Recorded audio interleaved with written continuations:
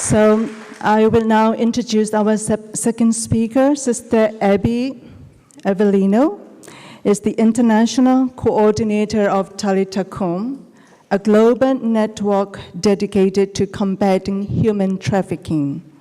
Originally from the Philippines, she is a member of the Maryknoll Sisters of St. Dominic.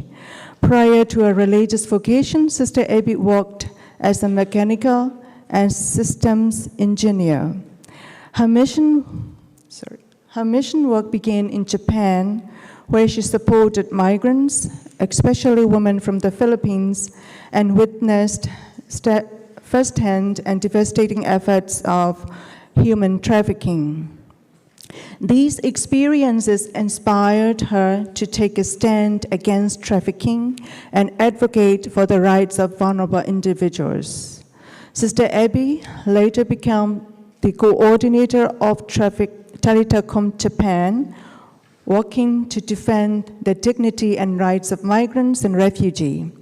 She then served as the regional coordinator for Talitha Kum in Asia, supporting anti-trafficking initiatives across 16 countries.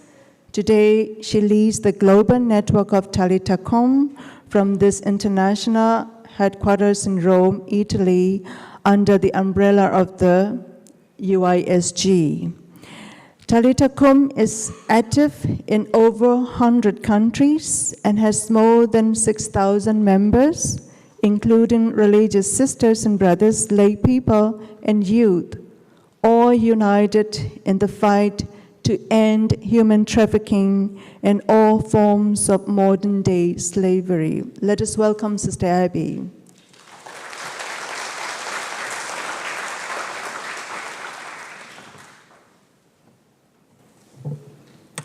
Thank you, Sister Jane, for that introduction, and I'm happy to be here also. It's a good opportunity to see many of you that's familiar faces and really engaged with this fight.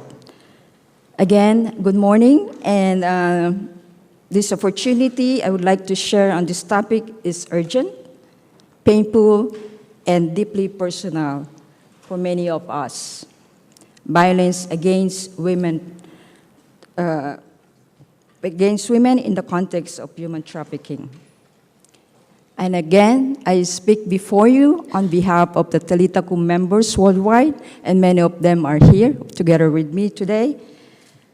So the Talitha Kum, as like what Sister Jane mentioned, is a Catholic network initiative by UISG, or International Union Superior Journals.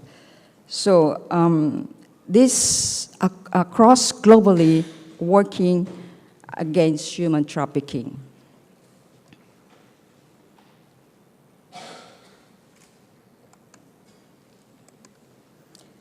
But first of all, I'd like to share what I've heard, what I've seen, and what I carry from the grassroots. I came from the Philippines. I work at the grassroots. I've seen, I heard many stories when I was in Japan, and many of them are from Southeast countries, predominantly from the Philippines that I work with. I sat across women whose lives had been marked by deep violence. Some trafficked across the borders, others exploited in their own homes or communities. I remember one of them whose eyes held deep in pain and unwavering dignity. She shared how she had been promised a job in a restaurant. She came to Japan hoping she will get a good job for a better life for her family from the Philippines. But instead, once she got to Japan, she was forced to work to a nightclub right away from the airport. When she resisted, she was beaten, she was never paid, and she was silenced. Those are the stories that we heard, many of us, the sisters, the frontline who work with women and girls. I also remember sitting in a shelter, surrounded by women, each survivor, each carrying her own story. Their journeys were different, yet they were bound by the same devastating experience, being treated as less human. There was heavy silence, thick with the weight of all that remained unspoken. I can still imagine their faces when I'm speaking with you. This is what I carry every day. And yet, there was also laughters. And during that time, there was somebody singing in Tagalog. In that moment, I saw something powerful in their eyes, a strength that could not be broken. So hearing these stories was not enough, because they were not just stories. There were real lives, lives from which dignity had been stolen. Women and children are still crying out, not only to be heard, but for justice, for the change to remain their future. So these experiences changed me. They helped me to see that violence against women doesn't just happen by chance. It's part of the bigger broken system. And human trafficking is one of the worst ways that this violence shows up. As a Talitha Kum, a people of faith, we cannot look away. Talitha Kum, this is Jesus' word. Little girl, I say to you, arise. We saw, he touched, we touched, he restored, we restored, and this is a spirit.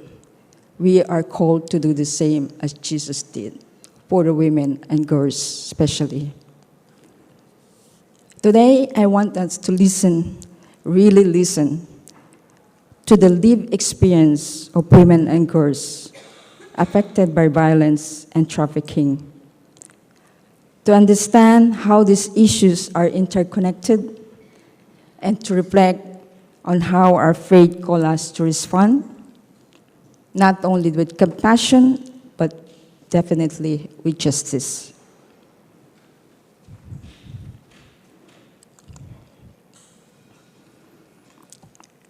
The world crisis of violence against women.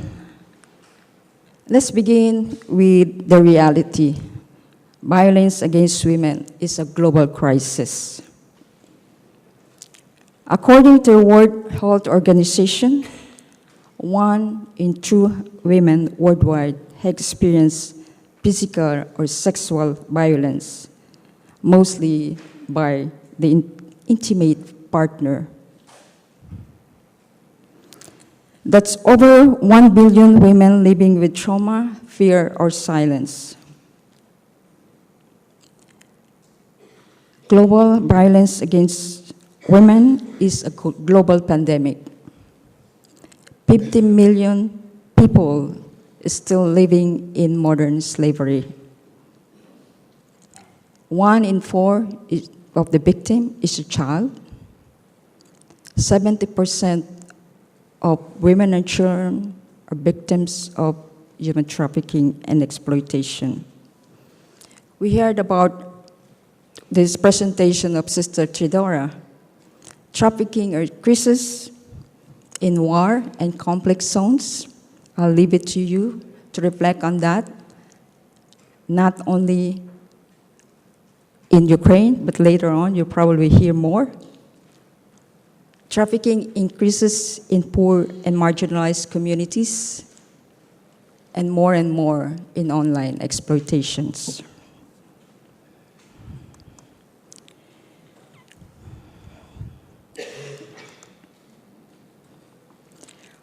Forms of violence against women.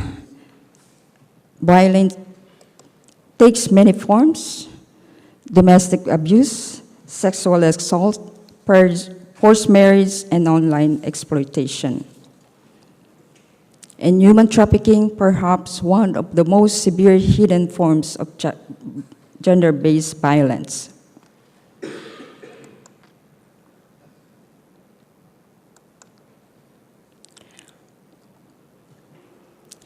Violence leads to human trafficking as a gender-based crime. Human trafficking is not just a crime of illegal movement or forced labor. It's an act of violence, exploitation, targeting most vulnerable. Traffickers prey on those already at risk, women escaping violence in home, young girls in conflict zones, migrants without protection, women living in poverty, or survivors of abuse who lack alternatives. This exploitation is not random. It is a part of a system that sees women not as a people. I heard this many times. When I met women, I see their eyes, I see their suffer. I feel their suffering. They treat us as commodities. It's not only gendered, but racialized and class-based. The violence is physical, sexual, emotional, and structural. Human trafficking is a form of violence deeply gendered and deeply unjust. And most of this happening even at home, from displaced war, economic desperation, or grooming by someone they trust. So what do these things have something in common? A system that treats women's lives as less important. See abuse as normal, and system allows abusers or traffickers to continue their actions without being held accountable. And this is our challenge. This is our challenge. Many victims are not given a justice.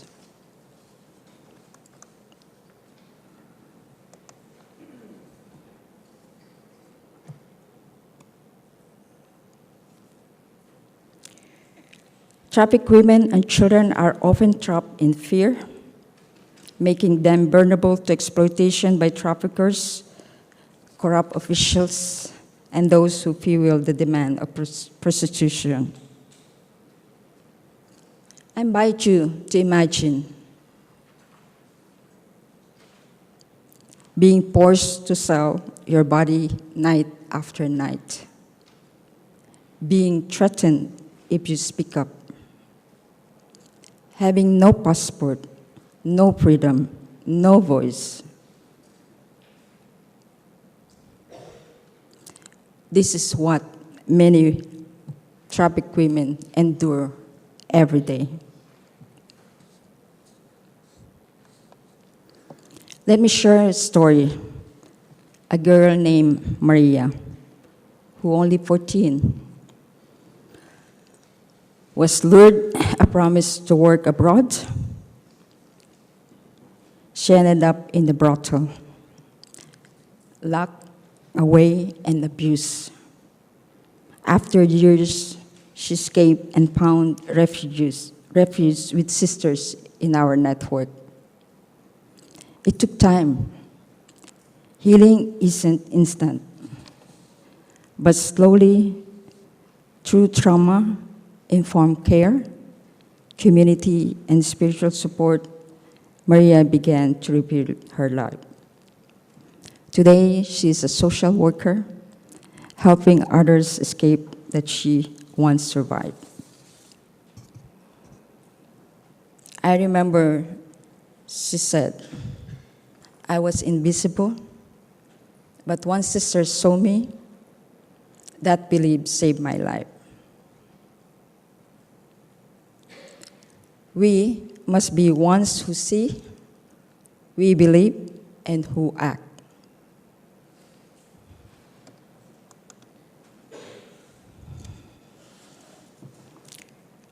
Why this matters to the church? Trafficking happened near us, not just far away. It affects our communities, parishes, and young people. Silence is complicity. Faith must lead to action. Our commitment is rooted in the gospel, the call to protect life and dignity. Faith communities can challenge silence, stigma, and injustice. Faith empowers us to each woman, not as a victim, but a person of resilience, dignity, and hope. Our dear Pope Francis mentioned during the 2014 conference of address, the International Conference of Combating Human Trafficking. He said, human trafficking is an open wound on the body of contemporary society and a scourge upon the body of Christ.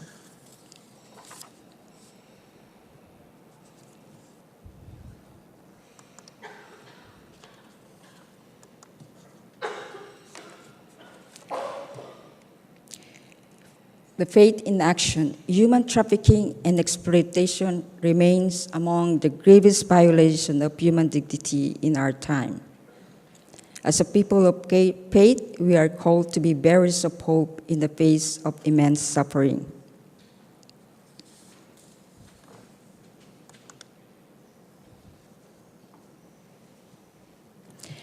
Faith as a freedom. Every trafficked person is that child, ignored, harmed, abandoned, and we, the church, are called to reach out and say, stand up, Talitha Kum, little girl, stand up. You are not forgotten, you are loved. In many countries, Talitha Kum sisters are the first responders, not only identifying trafficking cases, but offering presence, care, and safety. We work quietly and consistently. Open where no one else goes.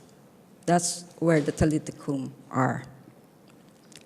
We listen without judgment. We believe without conditions. We support without string attached.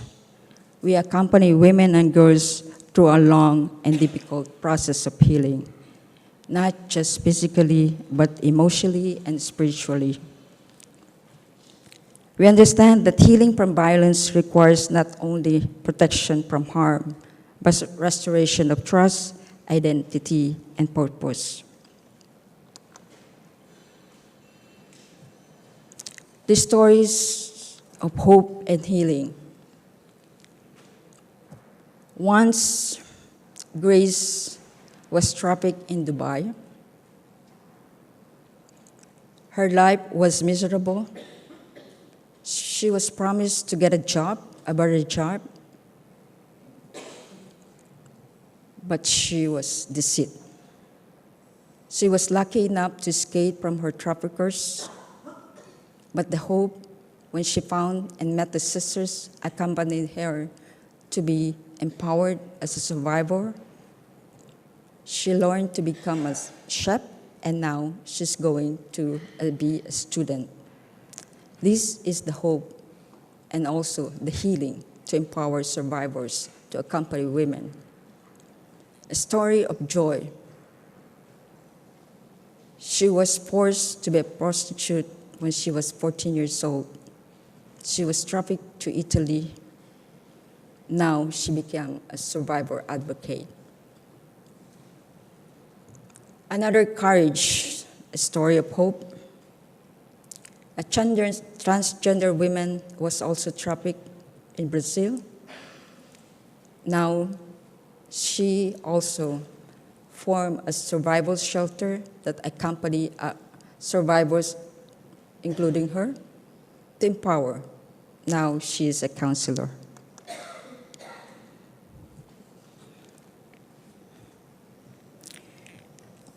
Safeguarding is a sacred duty, not just a compliance, it's a pastoral care rooted in the gospel.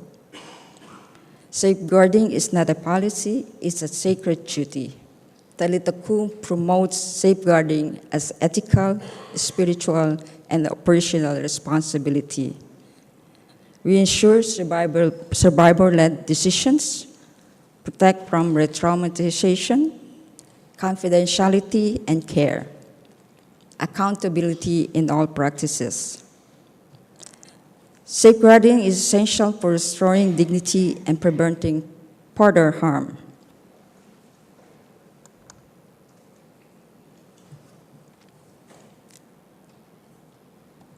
It's about standing beside the vulnerable, especially women and children and migrants, and protecting their God-given dignity from harness of exploitation and abuse.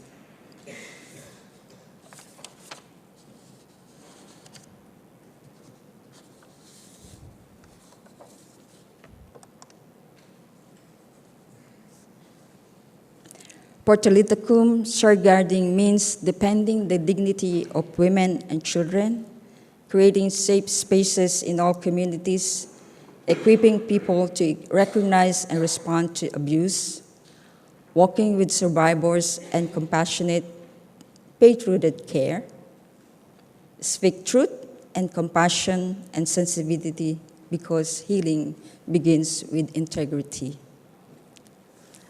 Live justice as love in action, defending dignity and promoting healing. Talitha safeguarding efforts prioritize prevention through awareness raising and education, especially among youth and migrants, protection and support for survivors, including emotional and legal assistance, empowerment of survivors to become advocates, exemplified by the survivor-led initiatives, and also global collaboration with church institutions, NGOs, and government organizations.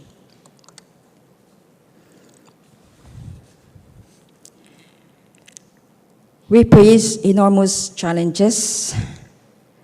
A digital world where grooming happens silently, weak laws that allow traffickers to walk free, the culture of silence that shames survivors instead of protecting them.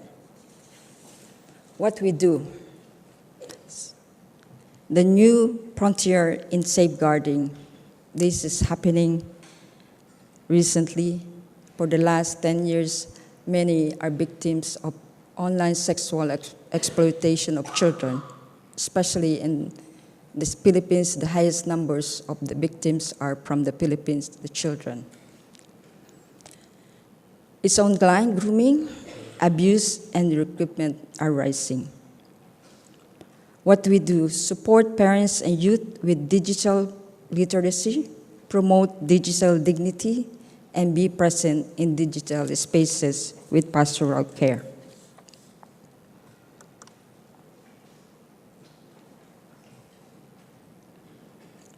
This is a trend now in new forms of human trafficking, online sex exploitation.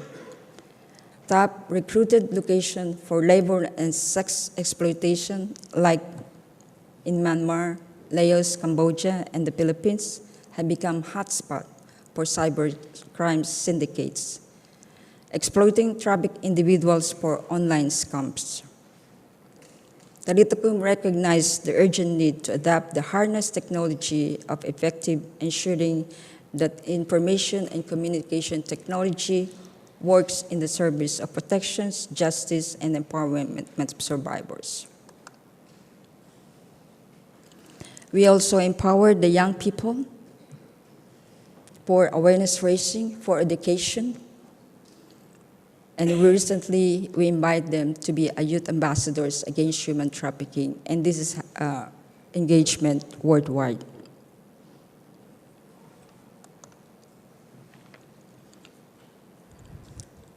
A call to action. So where do we go from here? We face enormous challenges, a digital world, the weak laws that allow traffickers to walk free, the culture of silence that shames survivors instead of protecting them. I repeat, because we want to live in the simple question, what can I do? What can I do? We can do more. Educate ourselves and others, listen deeply to survivors' voices, advocate for stronger laws and protection, challenge harms, gender norms, support organizations doing the work. I invite you to join Talitha Kum worldwide. We're present in 100 countries, more than 100 countries. Together, we can shift the narrative from exploitation to empowerment, from silence to solidarity. Let us rise together. And friends, we live in a time of great crisis.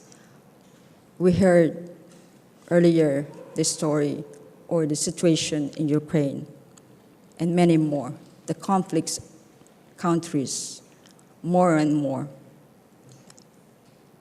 Women are crying. I remember a woman from the Philippines. She called me, "Sister, I escaped from my employer. I don't want to be sold again. I've been sold twice. Help me, help me." This woman is crying. These women are many women in the world. 70% of them are women and children are victims of human trafficking and exploitation. What we can do?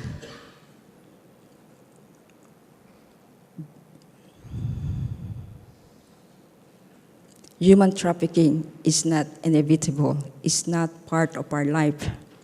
It is a result of the systems and choices. And what has been chosen can be unchosen. What can be normalized can be transformed. The Talitha Kum are not just a name. They are a mission. They are a call, a promise that Jesus said, "Little girl, I say to you, arise." Rise from exploitation, rise from silence, rise into life.